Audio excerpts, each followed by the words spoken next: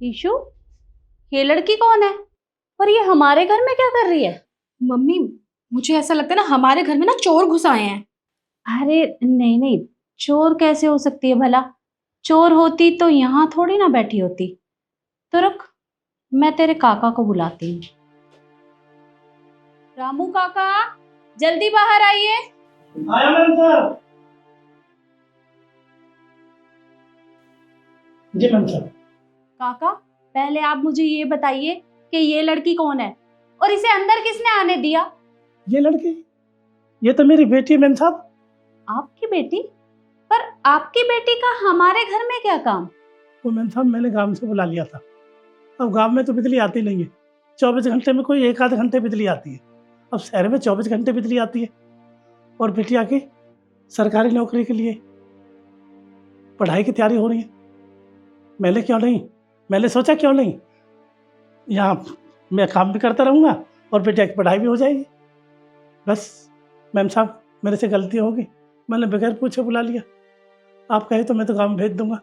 बेटी तू एक काम कर, तू गाँव जा। जी बाबूजी।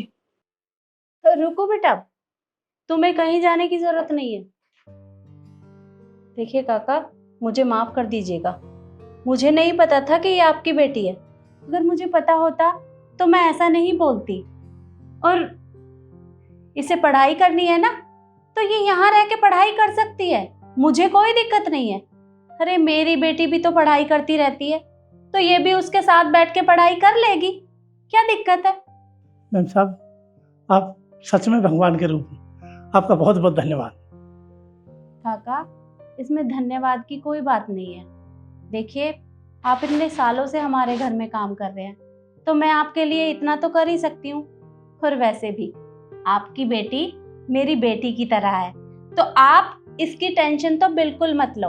और इसकी पूरी पढ़ाई की जिम्मेदारी मेरी। इसकी पढ़ाई में जो भी कुछ चाहिए होगा ना, वो मैं इसे ला कर दूंगी, आप चिंता मत करिए। और मुझे अच्छे से पता है कि आपकी बेटी एक ना एक दिन बहुत बड़ी अफसर बनेगी।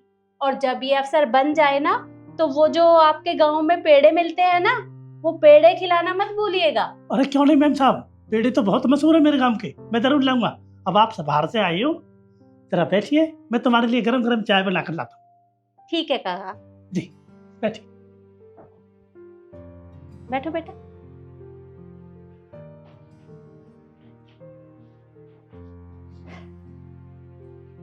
बेटा, पढ़ाई कैसी चल रही है तुम्हारी?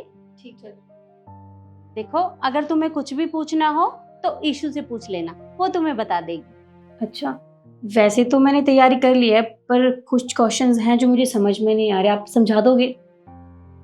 ठीक है, आप एक बार ये देख लो।